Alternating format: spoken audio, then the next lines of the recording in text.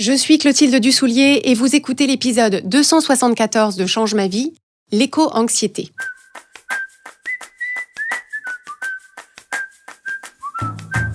Bienvenue sur Change ma vie, outils pour l'esprit.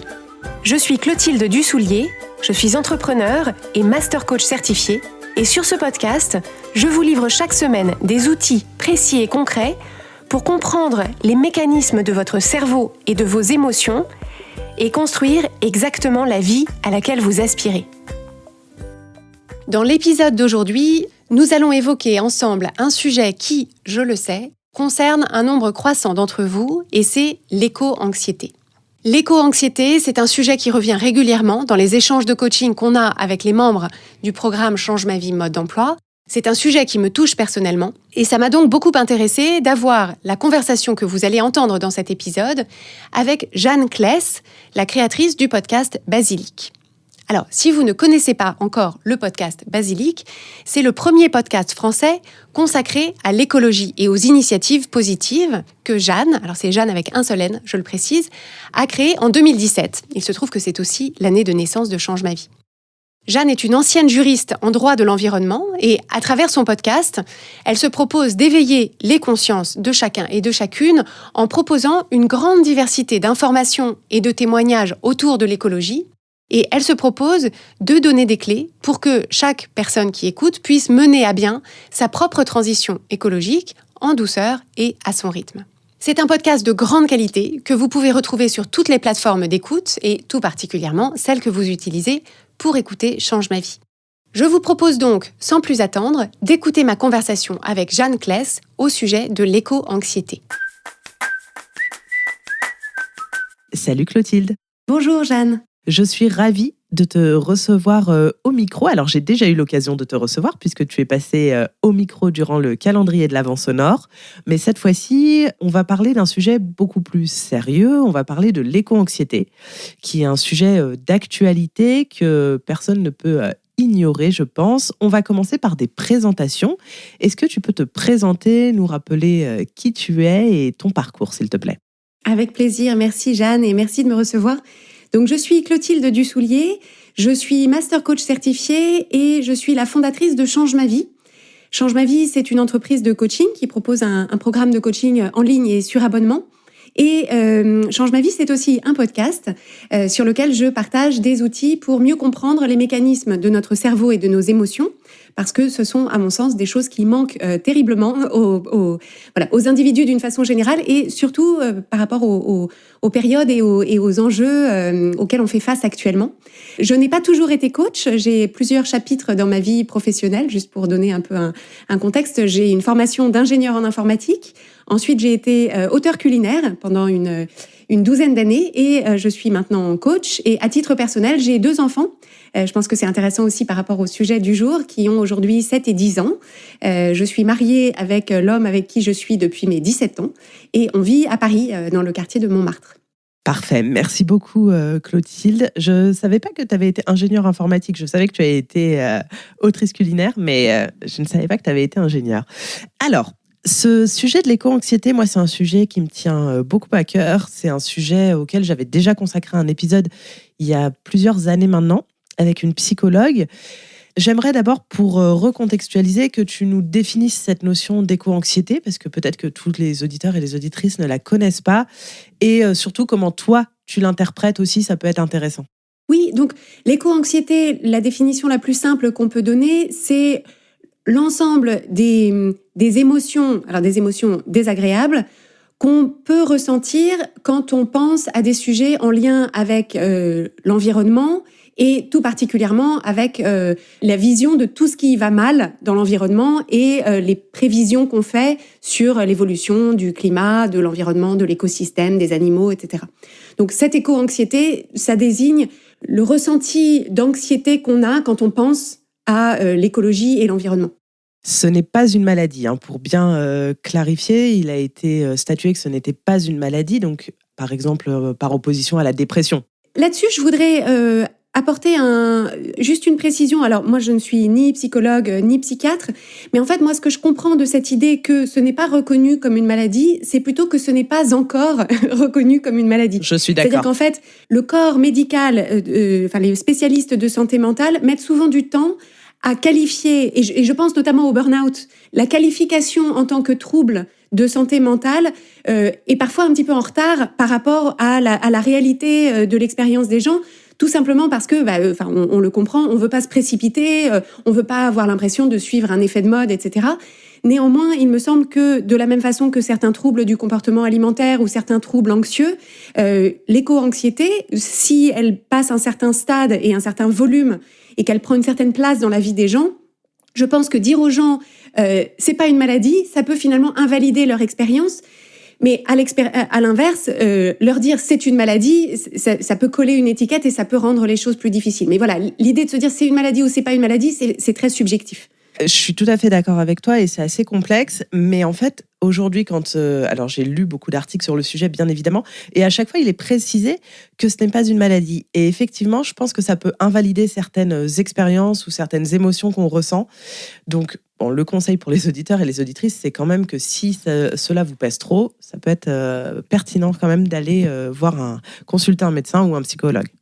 Il me semble qu'il y a peut-être aussi une dimension politique au fait que ça ne soit pas ou pas encore reconnu comme une maladie, parce qu'une partie de l'éco-anxiété est liée à l'impression que les personnes qui sont en charge de diriger le monde et nos pays ne font pas assez.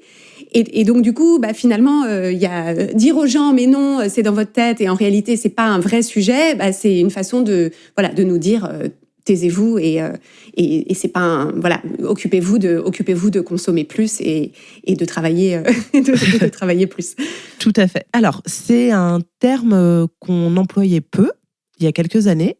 On parle aujourd'hui d'éco-anxiété, on peut aussi parler de solastalgie, qui est ce sentiment de voir notre monde se dégrader.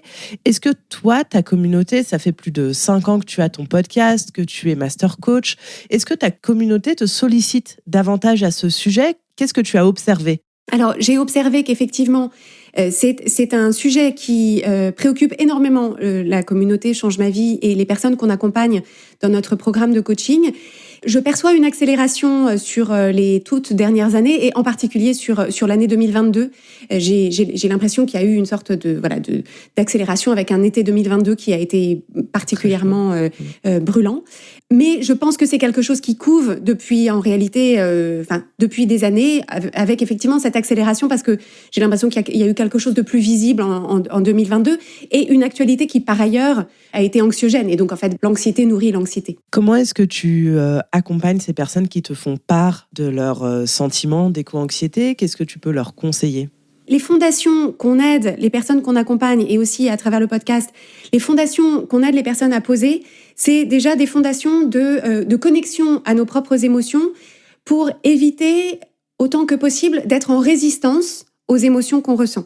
C'est ce que j'appelle parfois le deuxième étage du bus, c'est-à-dire qu'en fait, il y a les émotions qu'on ressent, y compris les émotions pénibles, et ensuite, il y a les émotions qu'on ressent au sujet de nos propres émotions. Et donc, dans le cas de l'éco-anxiété, il y a finalement le premier niveau de difficulté qui est je suis témoin de différences de température, je lis des choses sur l'environnement, etc. Donc, ça crée de l'anxiété pour moi. Et ensuite, on peut avoir des pensées au sujet de ce ressenti qui sont « cette anxiété m'empêche de vivre, si c'est comme ça jusqu'à la fin de mes jours, ce sera intenable, qu'est-ce que je transmets à mes enfants, que font les pouvoirs publics, etc. » Et donc, en fait, il y a une sorte de spirale qu'on construit au-dessus. Et en fait, à mon sens, plus on reste au premier niveau des émotions qu'on ressent et plus on essaye de faire la clarté sur ces émotions-là et d'accepter qu'elles soient là et de les traverser le mieux possible, moins finalement ce ressenti est pénible, voire douloureux. Donc ça, c'est vraiment une première chose à se dire, c'est essayer d'observer votre éco-anxiété, vos ressentis anxieux au sujet de l'environnement, mais essayez de voir dans quelle mesure est-ce que vous n'aggravez pas finalement ce ressenti avec toutes les pensées que vous avez au sujet de cette anxiété, et ce qu'elle crée au quotidien, et à quel point c'est pénible, et comment ça se fait que tout le monde ne la ressent pas, etc., etc. Oui, parce qu'on peut parfois aussi ressentir un sentiment d'injustice face aux personnes qui ne ressentent pas cette éco-anxiété. Moi, ça me l'a beaucoup fait il y a quelques années, de voir mes copines qui n'étaient pas du tout traversées par cette émotion-là, alors que moi, ça me rongeait de l'intérieur et je sentais poindre un sentiment d'injustice, en fait. Oui, c'est ça, comme s'il y avait une espèce de charge émotionnelle, une charge d'anxiété qu'on devrait tous ressentir, et comme si le fait que les autres soient anxieux aussi, comme si ça allait d'une certaine façon soit alléger notre anxiété, soit changer le cours de l'histoire environnementale, et ça se discute. Est-ce que tu as l'impression que cette éco-anxiété est encore plus forte lorsqu'on est parent ? Tu as précisé en préambule que tu avais 2 enfants. Est-ce que c'est quelque chose que tu observes, toi, à titre personnel ou même à titre professionnel avec les personnes que tu accompagnes ? Il y a plusieurs questions qui peuvent se poser autour de se reproduire ou pas dans un environnement qui est celui dans lequel on est. Donc il peut y avoir, avant de décider d'avoir des enfants, la question c'est est-ce que en choisissant d'avoir des enfants, est-ce qu'en fait j'aggrave le problème ? Donc déjà il y a le coût environnemental d'un individu de plus sur la planète. Il y a aussi l'idée de est-ce que je veux mettre au monde quelqu'un sur une planète dont je pense qu'elle va dans le mur ou voilà qu'elle court à sa perte. Donc il y a ça, et ensuite il y a, une fois qu'on a des enfants, qu'on les aime, qu'on les voit grandir, il y a le décalage entre la planète qu'on aimerait leur laisser et la planète qu'on pense qu'on leur laisse effectivement. Et donc, en fait, je pense que quand on est soi-même adulte, bien sûr, on a un horizon de temps dans lequel on se projette, soit qui est jusqu'à potentiellement 80, 90, 100 ans. Mais à partir du moment où on a mis d'autres personnes au monde, notre horizon de vue, il est plus, on se dit, oui, mais j'aimerais bien que ça tienne jusqu'à ce que eux aient 80, 90, 100 ans. Et puis, bien sûr, mes petits-enfants, j'aimerais aussi qu'ils puissent profiter d'une planète qui soit en bonne santé, etc. Donc, je pense qu'en fait, cette éco-anxiété, elle peut être aggravée par le fait qu'on est sous les yeux des personnes qui, de préférence, nous survivront. Mais je pense que les personnes qui n'ont pas d'enfants ne sont pas épargnées par ça. Et bien sûr qu'elles ont bien conscience qu'il y a des générations qui nous suivent, et elles peuvent être aussi elles-mêmes très attachées à un neveu, le fils des amis, etc. Le rapport aux enfants, c'est que c'est tout de suite plus tangible et plus concret, que ce soit nos enfants ou d'autres enfants d'ailleurs. Ça peut être, comme tu le disais, un neveu, un filleul, peu importe. Mais c'est vrai que sur cet horizon, on a encore plus de difficultés à accepter le monde qu'on va leur laisser, bien évidemment. L'éco-anxiété, en psychologie notamment, c'est très souvent comparé au deuil, notamment pour les étapes qu'on traverse. Est-ce que toi, tu as expérimenté ces différentes étapes ? Est-ce que tu les connais ? Et qu'est-ce que tu penses de cette comparaison de l'éco-anxiété avec celle du deuil ? La première chose que je voudrais préciser, c'est qu'on a, en fin d'année 2022, diffusé 2 épisodes sur le deuil, justement, dans lesquels c'est un épisode que j'ai enregistré en duo avec une coach de mon équipe qui s'appelle Béatrice. Et donc, dans ces épisodes, on a évoqué justement cette idée le processus du deuil et l'expérience émotionnelle du deuil. Et justement, dans ces épisodes, en fait, on remettait en question cette idée des étapes du deuil. On explique plus en détail dans ces épisodes, mais en réalité, ce n'est pas une grille d'analyse qui est ni qui s'appuie sur de véritables données cliniques, ni qui est en réalité à l'usage très utile. Donc en fait, moi je suis plus dans une idée de se dire en fait, le processus du deuil, il est unique, comme la situation de chaque personne qui le traverse, et donc il y a des clés qui sont finalement plus universelles dont on peut se servir pour justement accepter le processus unique par lequel chaque personne peut passer.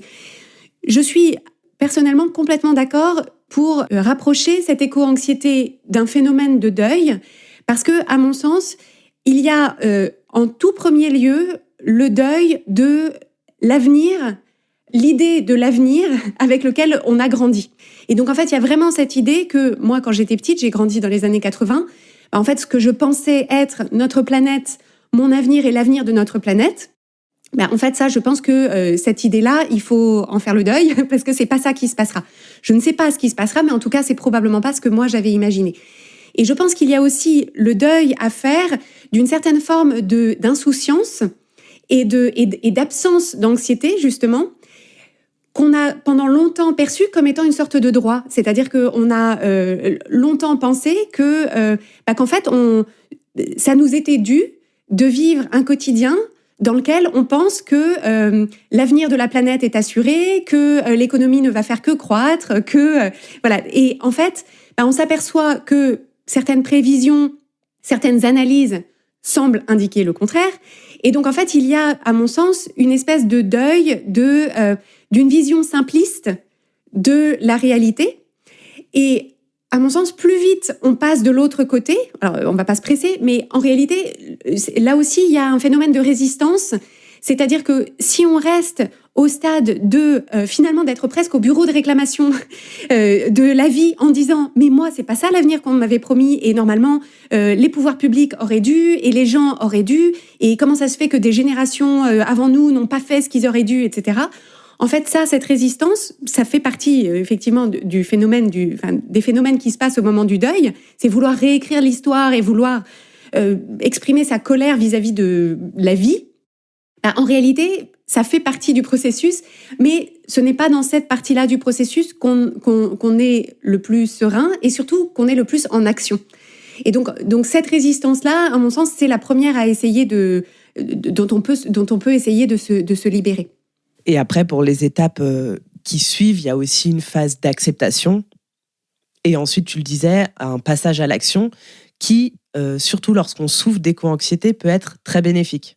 Tout à fait. En fait, l'idée, c'est de se dire, tout le temps que je passe au bureau des réclamations, à essayer de chercher les responsables, à pointer du doigt, à en vouloir rétrospectivement à tout un tas de gens, en fait, cette énergie-là, comme je suis un être humain avec des ressources finies, déjà, cette énergie émotionnelle-là, elle est assez pénible à vivre, mais enfin, soit. Mais surtout, en fait, c'est autant d'énergie que je ne passe pas, que je ne dépense pas à m'occuper de moi en premier lieu, parce que je fais partie, en fait, on a tendance à l'oublier, mais en fait, les êtres humains ne sont pas séparés de la planète et de l'environnement. C'est-à-dire que l'environnement et l'écosystème incluent aussi les êtres vivants les êtres vivants et les êtres humains qui sont sur la planète. Et donc, si moi, je me rends l'existence impossible face à l'avenir de la planète, en réalité, ça ne va pas dans le sens de la sérénité et du bien-être de la planète en général. Donc, ça ne veut pas dire qu'il faut n'en avoir rien à faire et ne rien faire, mais ça veut dire aussi que, tu sais, il y a un proverbe qui est « charité bien ordonnée commence par soi-même », qui me vient là comme ça, mais c'est aussi écologie bien ordonnée commence par soi-même. Et en fait, le fait d'être soi-même, de s'occuper de soi et de s'occuper de ses besoins émotionnels, de ses besoins de repos, de sérénité, de calme, de joie, ça n'est pas négligeable et ça n'est pas égoïste et ça a, à mon sens, un impact parce que c'est ça qui permet de recharger ses batteries pour ensuite être aux autres, être au monde et être à l'environnement un agent du changement et faire avancer les choses, de préférence dans le bon sens. Tu fais une passerelle formidable avec ma question suivante, puisque lorsqu'on souffre d'éco-anxiété, donc qu'on a passé cette phase du bureau des réclamations et qu'on en est sorti, qu'on est passé à l'action, parfois on peut se sentir désaligné en fait entre notre vie professionnelle, parfois aussi ce qu'on a mis en place dans notre vie personnelle, ça peut être des loisirs, des hobbies, notre façon d'habiter, et avec ce qu'on ressent et ce qui nous semble juste pour habiter un monde plus durable et pourquoi pas imaginer un futur plus désirable. Comment est-ce qu'on parvient à rester bienveillant aussi envers soi-même en acceptant qu'on ne peut pas tout changer d'un coup, parce que là encore, je parle de ma propre expérience ou de celle de mes auditeurs et auditrices, où on est vite frustré en fait, de ne pas pouvoir passer à l'action aussi vite qu'on le voudrait. On ne peut pas tous changer de travail du jour au lendemain, on ne peut pas tous changer de domicile du jour au lendemain. Et voilà, comment est-ce qu'on arrive à rester aussi bienveillant envers soi-même ? Parce que c'est important. Oui, on touche là à des problématiques de perfectionnisme, en fait, qui sont très accentuées par la perception d'urgence, en fait, d'urgence à changer. Ce qu'on sait du fonctionnement de l'être humain, c'est que l'être humain a du mal à changer dans l'urgence et à changer tout, du tout au tout, surtout avec une très grande exigence de perfection. Et donc, en fait, ça, on le voit dans n'importe quel changement qu'on veut apporter dans sa vie. Et en fait, on sait que l'humain a besoin d'avancer pas à pas, mais surtout d'avancer avec un bon carburant émotionnel. Et donc, l'idée, c'est de se dire, de valoriser davantage le mouvement dans ce qu'on juge à titre individuel être dans la bonne direction. C'est-à-dire, tant que je suis en mouvement et tant que j'amorce des changements et que je suis honnête avec moi-même aussi, je vais dans la bonne direction. Et de la même façon que les changements qui ont été apportés à notre environnement et à notre écosystème ne se sont pas faits en un jour et ne se répareront pas en un jour, à titre individuel, on peut pas effectivement, comme tu le dis, changer tout autour, aller tous vivre dans une yourte au cœur de la France. Peut-être qu'il y a des gens qui y arrivent et c'est formidable si ça leur réussit. Mais l'idée, c'est de faire attention effectivement à ne pas apporter des changements trop drastiques qui pourraient avoir après un effet de Jokari où on se les reprend dans la figure ensuite.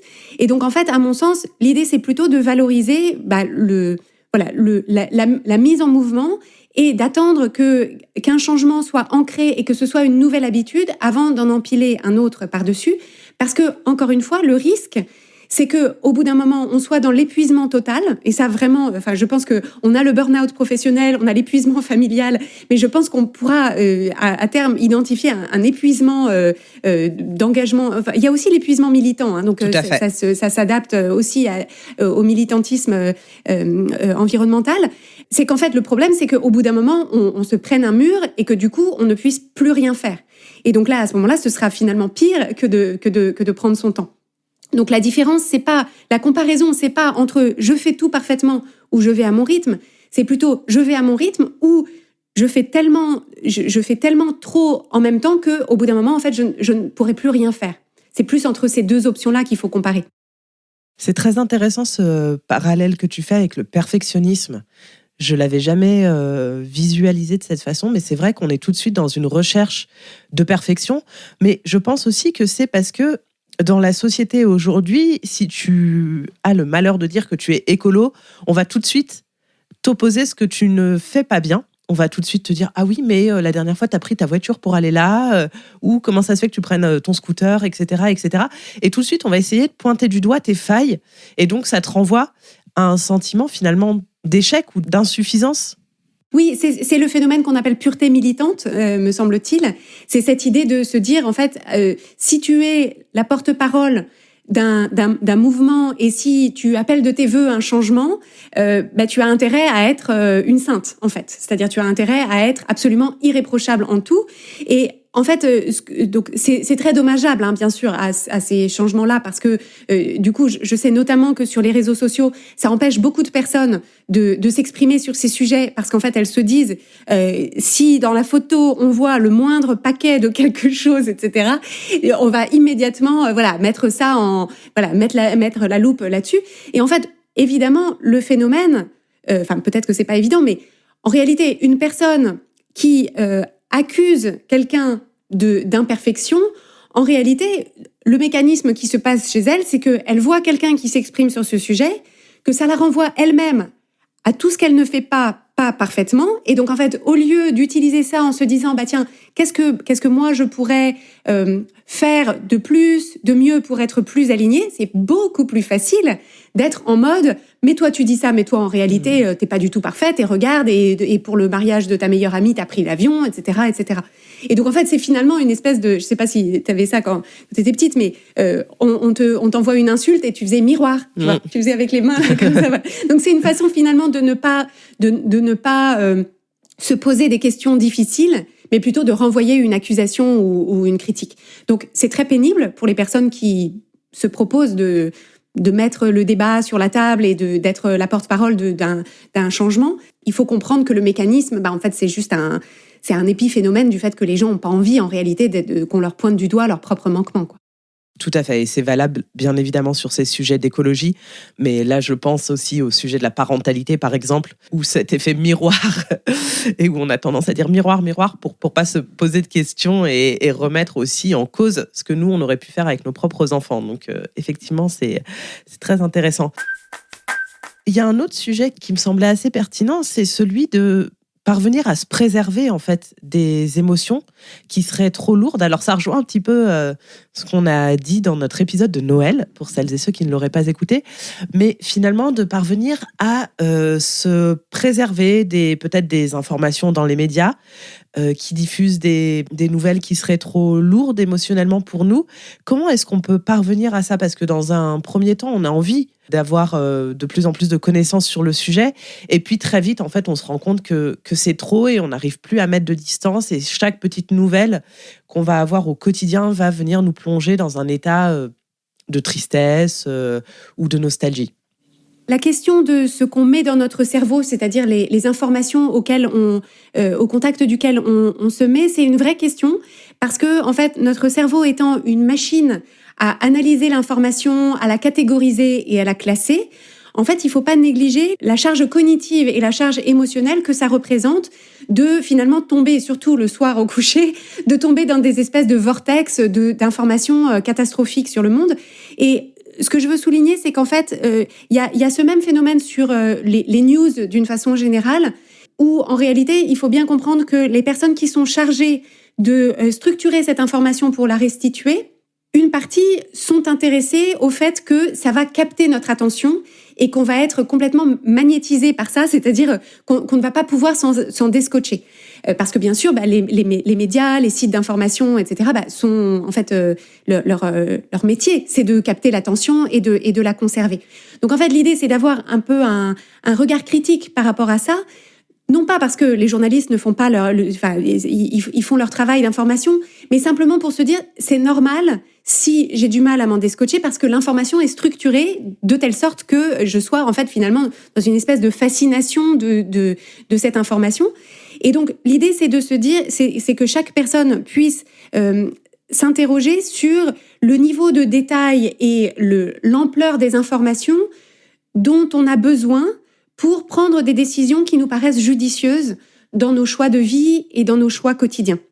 C'est-à-dire, il me semble que la plupart d'entre nous qui sommes au contact de ces informations-là depuis un petit moment, on sait ce qu'on a besoin de savoir. Donc après, on peut avoir besoin, envie, s'intéresser aux enjeux de ce qui se fait pas, les décisions qui sont prises, etc. Mais au quotidien, je pense qu'on sait tous ce qu'on a besoin de savoir sur qu'est-ce qui va dans le bon sens et qu'est-ce qui n'y va pas. Et je pense que c'est à chacun de se dire au quotidien, voilà, par rapport aux ressources d'énergie et notamment d'énergie émotionnelle que j'ai aujourd'hui, est-ce que j'ai vraiment besoin d'aller faire le tour le tour de toutes les mauvaises nouvelles? Donc ça, c'est une première chose.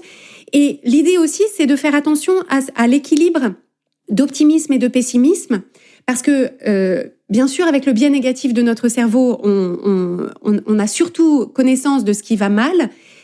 Et la question, c'est est-ce que je peux trouver parfois des sources d'informations qui valorisent aussi les initiatives qui sont prises. Et donc, je ne dis pas qu'il y a des nouvelles forcément très réjouissantes. C'est-à-dire, j'aimerais bien qu'on trouve tel glacier est en train de se reconstituer. Je ne sais pas si ces informations-là sont même disponibles pour être racontées, mais je sais qu'il existe des bonnes nouvelles sur certaines espèces d'animaux dont l'effectif commence à se reconstituer, des zones du monde où la nature regagne, etc. Donc, la question, c'est est-ce que je peux trouver des sources d'informations qui me montrent que tout ne va pas dans le mur, mais aussi des sources d'informations qui valorisent des initiatives, c'est-à-dire d'autres êtres humains que moi, qui œuvrent dans le bon sens, parce qu'une partie de l'éco-anxiété, c'est aussi d'avoir l'impression qu'autour de nous, tout le monde s'en fiche, qu'autour de nous, tout le monde fait exactement ce qu'il ne faut pas, que tout le monde prend l'avion, que tout le monde achète des trucs jetables, etc. Et donc, l'idée, c'est de se mettre aussi au contact de personnes qui partagent notre conviction et qui sont dans l'action pour aller dans le bon sens. Excellent conseil de se mettre au contact de personnes qui partagent finalement nos valeurs.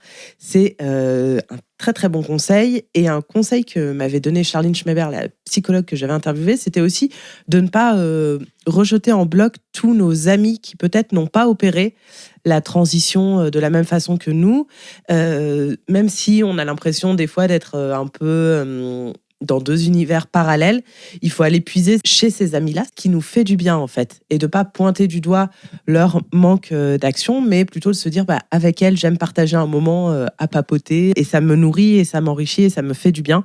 Donc garder ces moments-là, c'est aussi précieux. Là je m'adresse plutôt aux militants écolos purs et durs qui ont tendance à couper les ponts avec beaucoup de leurs proches, et c'est pas forcément la bonne idée non plus.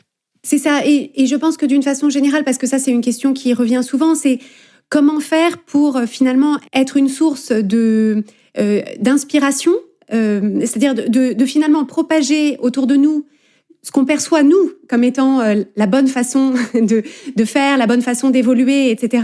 Sans être, alors il y avait une personne, quand on avait sollicité des questions là-dessus, sans être la mère la morale ou sans culpabiliser les gens.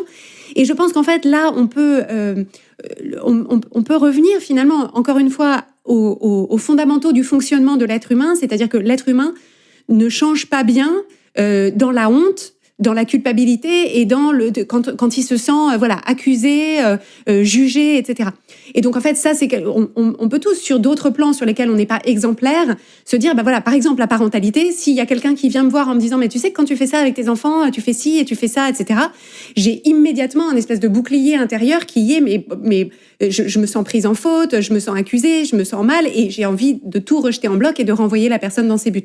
Donc en fait l'idée là encore c'est de se dire si on voit nos groupes d'amis comme étant un écosystème avec certains éléments de l'écosystème qui influent d'une façon favorable sur d'autres éléments de l'écosystème, en fait, il faut que ça fonctionne comme l'être humain fonctionne, c'est-à-dire plutôt dans la compréhension, la collaboration, le dialogue, l'inspiration, l'empathie aussi, parce que vu là où on en est, on sait bien, pour ceux qui ont un engagement qui est déjà bien ancré, ça s'est pas fait en 24 heures. Donc les gens en sont là où ils en sont, et encore une fois, c'est l'écosystème de chaque être humain, et il faut essayer de travailler avec plutôt que de travailler contre.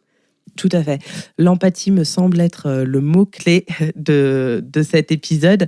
On en a bien besoin. Est-ce que toi, Clotilde, à titre plus personnel, tu souffres ou tu as souffert, ou ça dépend des jours peut-être, d'éco-anxiété ?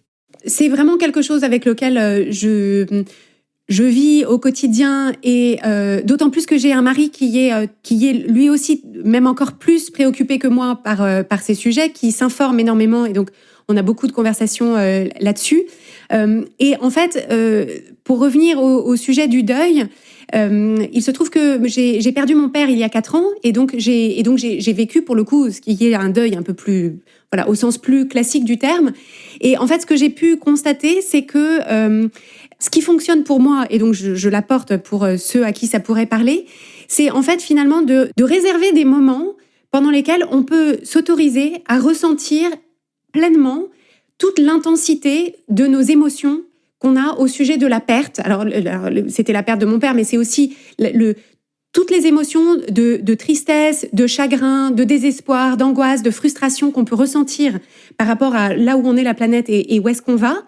Et en réalité, de se dire, en fait, ça m'est arrivé il y a pas très longtemps, je faisais une session de yoga avec un truc enregistré sur Internet. Et en fait, à un moment où il y avait un mantra chanté, où elle nous proposait de visualiser quelqu'un qu'on aimait. Et en fait, j'ai eu intérieurement des images de ce que je sais être certains coins de la planète qui sont complètement dénaturés. Et en fait, j'ai laissé monter les images, j'ai laissé monter les larmes, j'ai eu une espèce de décharge émotionnelle. Alors j'étais seule, donc j'ai pu me laisser, exactement comme je pleurais à chaudes larmes juste après la mort de mon père. Et en fait, on peut se dire oui, non mais d'accord, mais ça n'a pas sauvé la planète. Mais en tant qu'être humain, on a besoin de décharger ces émotions-là, et on a besoin aussi de préserver, à l'inverse, des moments de joie, de légèreté où on s'autorise à ne plus y penser. Et en fait, l'idée, c'est vraiment de se dire, on n'est pas des robots.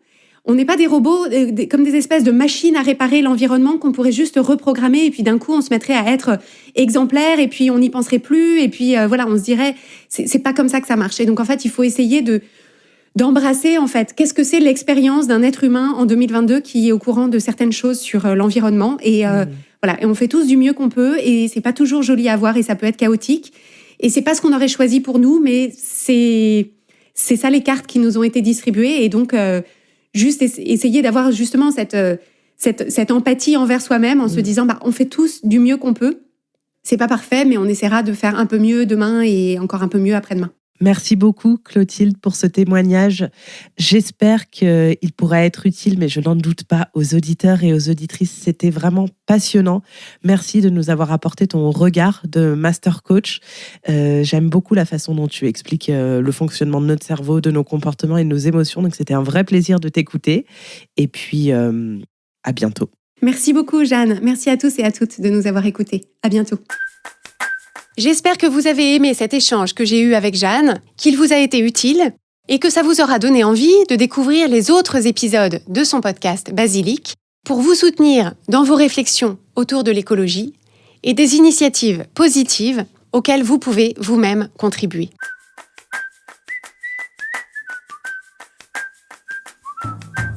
Si vous aimez Change ma vie, vous allez adorer Change ma vie mode d'emploi. Change ma vie mode d'emploi, c'est le programme de coaching qui va vous donner des ailes pour atteindre tous vos objectifs de vie. Grâce à notre méthodologie unique, nous allons vous guider pas à pas pour développer la vision riche et vivante de ce que vous voulez. Nous allons vous aider à trouver la clarté sur la façon la plus simple et la plus directe de l'obtenir, et nous allons vous apprendre à soutenir votre élan tout du long en surmontant les obstacles avec confiance pour vous sentir avancer tous les jours vers la vie à laquelle vous aspirez. Si vous écoutez Change ma vie, c'est que vous savez que vous avez une vie extraordinaire à vivre. Une vie qui a du sens et un impact, et c'est notre mission et notre passion de vous y aider. Je vous donne donc rendez-vous dès aujourd'hui sur changemavie.com/coaching pour avoir toutes les informations.